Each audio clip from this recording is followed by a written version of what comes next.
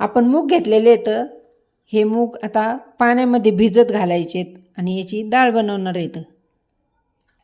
हे मूग पाण्यामध्ये टाकून घ्यायचे.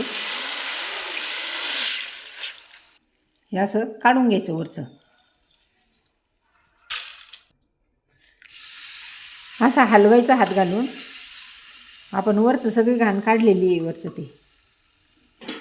याच्यावर झाकण ठेवायचं आणि सकाळी आपण सकाळपर्यंत असं ठेवून घ्यायचं.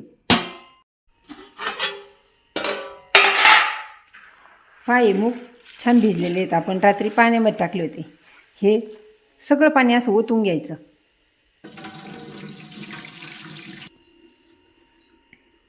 परत त्याच्यामध्ये स्वच्छ पाणी टाकायचं. असं हलवून घ्यायचं आणि हे पाणी पण ओतून काढून घ्यायचं. ते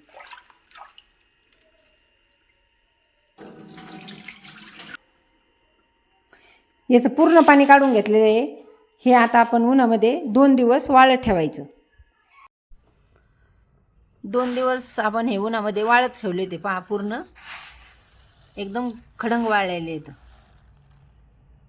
आता हे जात्यामध्ये भरडून घेऊया. असे टाकून घ्यायचे.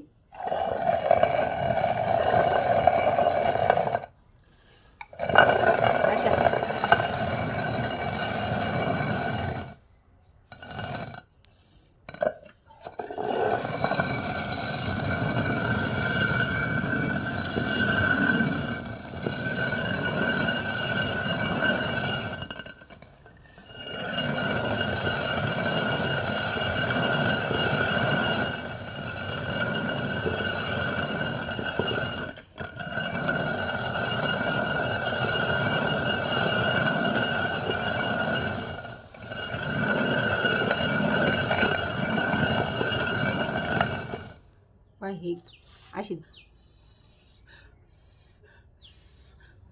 फुकून पहा किती छान डाळ निघते. हे असं करून सगळेच मूग भरडून घ्यायचे. सगळे मूग आपण भरडून घेतलेले आहेत. हे आता चाळणीने चाळून घ्यायचे. हे असं भरायचे, चाळणीमध्ये टाकून घ्यायचे.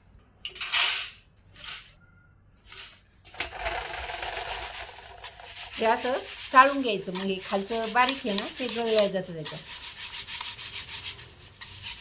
हे असं करून हे सगळं आपण चाळून घ्यायचं. हे सगळं चाळून घेतलेलं आहे मूग भरडून.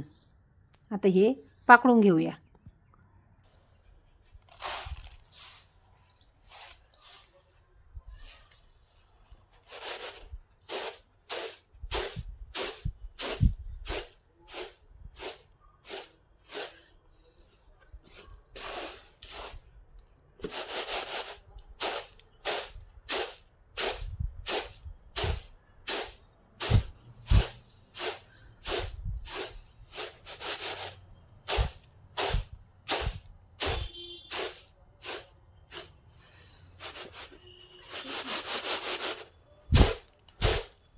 असं करून पाकडून घ्यायचं.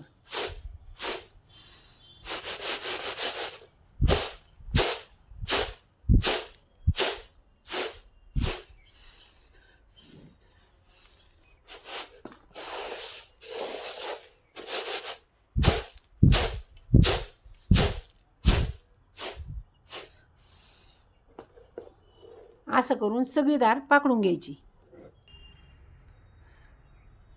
तुम्हाला जर सुपानी नसलं पाकडता येत तर तुम्ही मोठ्या ताटाने सुद्धा पाकडू शकता. पहा ही आपली डाळ तयार झालेली आहे. तुम्ही नक्की करून पहा. आवडल्यास शेअर आणि लाईक करायला विसरू नका.